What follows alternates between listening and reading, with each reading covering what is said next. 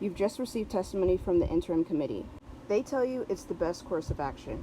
You agree. There was no other way to end the war. The U.S. was going to bomb Japan on your call. Harry S. Truman. World War II in the Pacific was still raging on a year after it had ended in Europe, and Franklin Roosevelt was looking to end it as swiftly as possible. But were the bombings of Hiroshima and Nagasaki really necessary? The short answer is no. The long answer? Well, for starters, the bomb was an excessive act of violence. If we focus on the fact that these bombs were in response to Pearl Harbor, it was a little over the top. The first bomb was nicknamed Little Boy. Why? Who cares? With a fraction of a second of Little Boy's detonation, the temperature at ground level exceeded 12,600 Fahrenheit, hotter than the sun's very surface.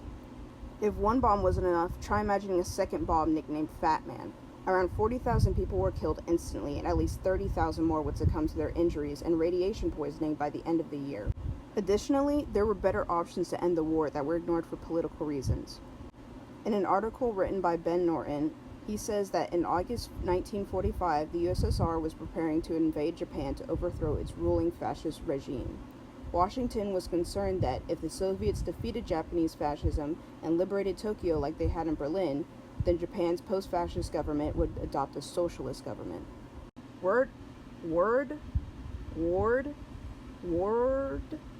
No.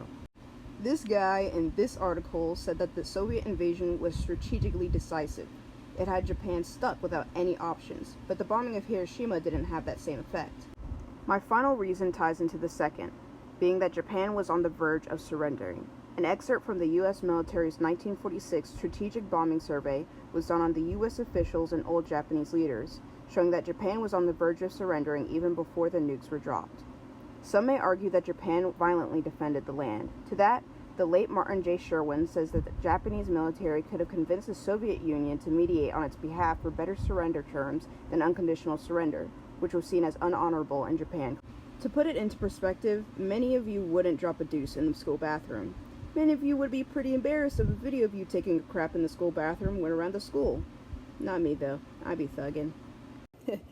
Ew. Good evening, sharks and Turbo. Today I come to you with demonstrating the power of the atomic bomb in an unpopulated era, which would provide next to no casualties. What if it's a dud? Even if it does work, what if the Japanese took their time to prepare to fight instead of surrendering? Attention!